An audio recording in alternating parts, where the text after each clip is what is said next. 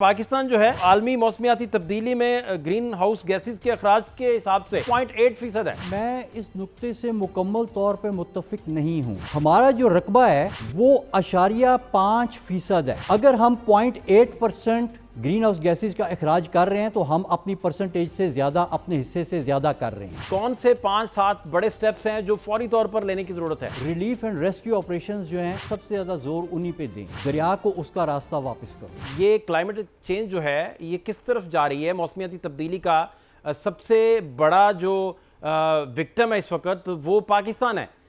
کیا مزید آپ اس پر گائیڈ کر سکتے ہیں؟ جی سب سے پہلے تو میں اپنا دلی افسوس کا اظہار کروں گا ان تمام خاندانوں کے ساتھ جن کے پیارے، جن کے عزیز جو ہیں وہ جان سے ہاتھ دھو بیٹھے پچھلے 2-3 دن کے جو بہت شدید سیلاب آئے اسپیشلی خیبر پختونخوا میں، اور اطلاع یہ ہے کہ تقریباً 300 سے زیادہ افراد جو ہیں وہ جاں بحق ہو چکے ہیں۔ اللہ ان سب کو اپنے جوار رحمت میں جگہ عطا فرمائے۔ اور یہ ایک چھوٹی سی بات نہیں ہے، یہ اتنی بڑی تعداد میں ہمارے پاکستانیوں کا، شہریوں کا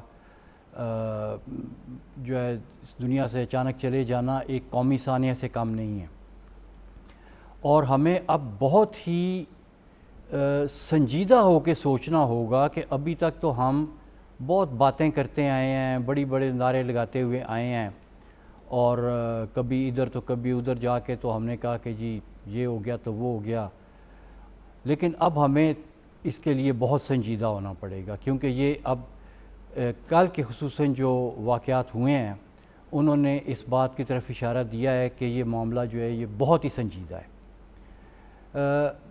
دیکھیے ہمیں عجیب قسم کے کاموں کے پیچھے، عجیب قسم کی انویسٹمنٹس کے پیچھے جو ہے وہ لگایا گیا، پتہ نہیں یہ لگانے والے کون لوگ تھے۔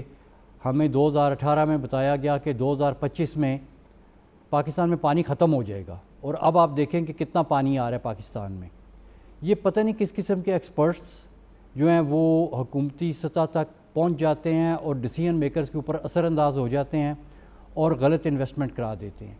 ٹھیک، ہماری جو انویسٹمنٹ پریورٹیز ہیں وہ کلائمیٹ چینج کے حوالے سے بڑی کلیئر ہیں، جو کہ کیا ہونا چاہیے۔ دیکھیے ہمیں اب یہ چیز نہیں دیکھنی، نہ ہمارے ڈیسیژن میکرز اور پالیسی میکرز کو اس چیز کی ضرورت ہے کہ وہ اس چیز کو سمجھنے کی کوشش کریں کہ جی کلاؤڈ بسٹ کیا ہوتا ہے اور کیا نہیں ہوتا، مونسون کا کون سا سپیل آنا ہے اور کون سا نہیں آنا، دریائے سندھ میں کیا ہو رہا ہے اور بحیرہ عرب میں کیا ہو رہا ہے اور پیسیفک اوشن میں کیا ہو رہا ہے۔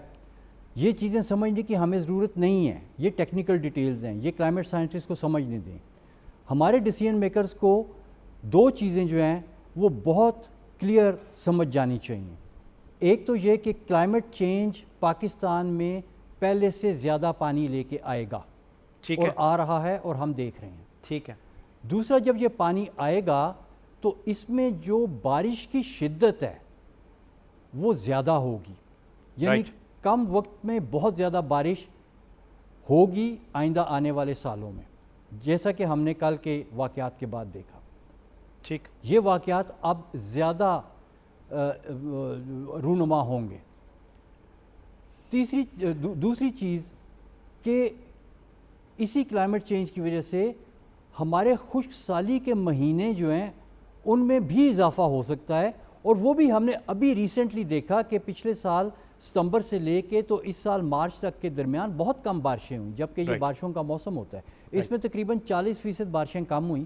اب مونسون میں 40-50% ابھی تک زیادہ ہو رہی ہیں۔ تو اب ہم نے یہ دیکھنا ہے کہ ہم نے خشک سالی کے مہینوں کے ساتھ کس طرح سے نمٹنا ہے، اور ہم نے جب زیادہ بارش اچانک پانی آتا ہے اس کے ساتھ کیسے نمٹنا ہے۔ اور اس کا حل کوئی بہت بڑی راکٹ سائنس نہیں ہے، حل بہت آسان ہے، لیکن اس کو سمجھنا اور اس کو امپلیمنٹ کرنا، اس کے لیے ہمیں سیاسی جو ہے وہ تدبر بھی چاہیے، ہمیں ایک پولیٹیکل اور نیشنل ول چاہیے from the decision makers. Right. زیادہ پانی آتا ہے تو پانی کے راستے جو ہیں وہ صدیوں پہلے کے بنے ہوئے ہیں، ہم ان راستوں کے بیچ میں جا کے بیٹھ گئے ہیں، ہماری سڑکیں بن گئی ہیں ان علاقوں میں، ہماری دکانیں بن گئی ہیں، ہمارے مکان بن گئے ہیں۔ دریا کو اس کا راستہ واپس کرو، دریاؤں سے تھوڑا پیچھے ہٹ جاؤ. آپ کا ملک بہت بڑا ہے، ختم نہیں ہو جاتا دریا سے تھوڑا پیچھے جا کے. بتدریج حکومت کی اب پوری یہ کوشش ہونی چاہیے کہ جہاں کہیں بھی سیلاب میں کسی کا مکان، دکان اور بزنس ڈوبا ہے، تباہ ہوا ہے، اس کو وہ بزنس دوبارہ ملے، لیکن اس کے لیے جگہ کا انتخاب اس جگہ پہ نہ کیا جائے جو پانی کا راستہ ہے. پانی کے راستوں کو کھلا چھوڑ دیں. اس سے آپ کو دو فائدے ہوں گے. ایک تو یہ کہ جب بڑے ریلے آئیں گے، بڑی بارش ہوگی تو لوگ پہلے سے محفوظ مقامات پہ ہوں گے اور پانی کی زد میں نہیں آئیں گے. دوسرا، جب پانی پھیلتا ہے نا تو پھیلنے کے ساتھ وہ زمین میں جذب ہوتا ہے، اس کو جذب ہونے کی جگہ ملتی ہے. زیادہ پانی پھیلے گا تو اس کو زیادہ جگہ ملے گی جذب ہونے کی. جب وہ جذب ہوگا تو وہ دو کام کرے گا. ایک تو سیلاب کی شدت میں کمی واقع ہوگی کیونکہ جو پانی جذب ہو گیا وہ دریا میں نہیں بہہ رہا اور اتنا بڑا سیلاب کا ریلا نیچے تک نہیں جائے گا، بہت سا خود ہی جذب ہو جائے گا. اور جو پانی جذب ہو گیا وہ قدرت نے محفوظ کر لیا آپ کے لیے زیر زمین، جس کو ہم ایکویفر کہتے ہیں. اور اب یہی ایک چیز جو آپ نے دریاؤں کا راستہ کھول کے پانی کو اس کی جگہ واپس کر دی، اب اسی کے ذریعے جس وقت آپ کے وہ مہینے شروع ہوتے ہیں جن کے بیچ میں خشک سالی زیادہ ہو جاتی ہے، تو یہی جو زمین میں جذب شدہ پانی ہے یہ آپ کے استعمال آئے گا.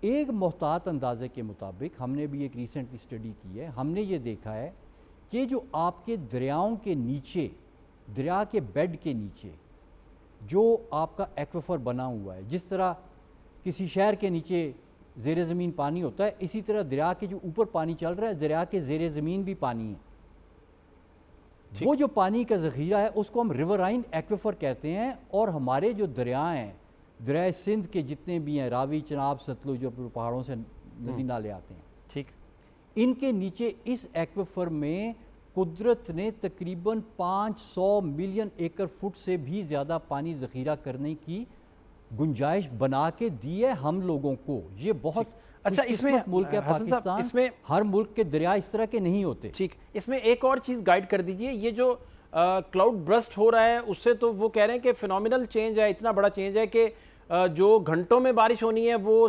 منٹوں میں آ کے اور وہ سیلاب بھی ریلے پیدا کر دیتی ہے. اور اس کا پھر کلاؤڈ برسٹنگ کے فینومینے کو جو ہے اس کو کیسے ایڈریس پھر کیا جائے، چونکہ پاکستان جو ہے وہ تو عالمی موسمیاتی تبدیلی میں گرین ہاؤس گیسز کے اخراج کے حساب سے چائنا اس میں 30% تقریباً اس کو ماحولیات کو جو ہے وہ خراب کر رہا ہے. امریکہ 11.3%، انڈیا کا اس میں 7.8% ہے، رشیا 5% ہے، پاکستان کا تو صرف 0.8% ہے، یو کے کا بھی تقریباً 0.8% ہی ہے. تو اس کو، اس نقطے کو بھی ایڈریس کیجئے، میں سمجھنا چاہ رہا ہوں.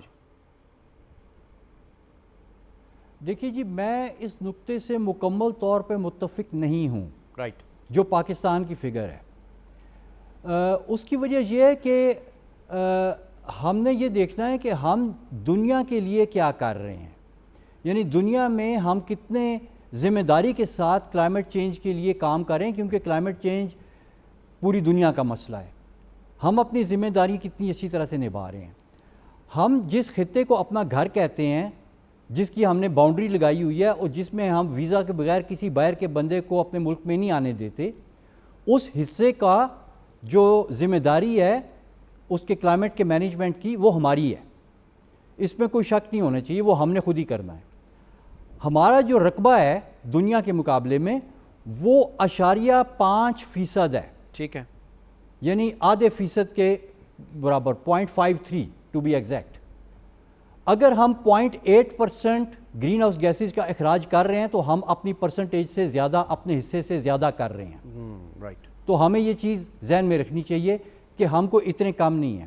دوسرا یہ کہ یہ جو ہم 0.8 کیلکولیٹ کرتے ہیں، کیونکہ ہمارے ملک میں انڈسٹری بہت کم ہے، لیکن ہم انڈسٹریل پروڈکٹس اتنی استعمال کرتے ہیں جتنی باقی دنیا کرتی ہے. ہماری ساری گاڑیاں باہر سے بن کے آتی ہیں، ہماری ساری مشینری باہر سے بن کے آتی ہے، ہماری تو ایک کامن پن بھی چائنا سے بن کے آتی ہے.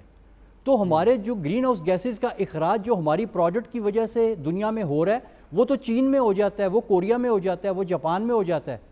اور ہم کہتے ہیں کہ ہمارا کام ہے. تو ہم اگر اپنی اکاؤنٹنگ کو درست کریں تو ہم اتنے مظلوم نہیں ہیں جتنا مظلوم ہم اپنے ایک اور آپ چیز کو بڑا بنانے اچھے کی سے آپ نے کوشش اس کو کرتے ہیں. ایڈریس کیا. ایک نقطہ میں اور چاہوں گا, آپ اسے بتائیے کہ ہنگامی صورتحال ہے, چونکہ اب قیامت صغریٰ کے مناظر قوم ساری دیکھ رہی ہے. میں سمجھنا یہ چاہ رہا ہوں کہ ارجنٹلی جی کون سے 5-7 بڑے سٹیپس ہیں جو فوری طور پر لینے کی ضرورت ہے پالیسی میکرز کو؟ دیکھیے یہ بات جو ہے نا, ہنگامی جس وقت حالات ہوتے ہیں تو اس میں تو سب سے امپورٹنٹ انسانی جانوں کا بچانا ہوتا ہے. رائٹ. اور ریلیف اینڈ ریسکیو آپریشنز جو ہیں اس وقت تو آپ فوری طور پہ سب سے زیادہ زور انہی پہ دیں.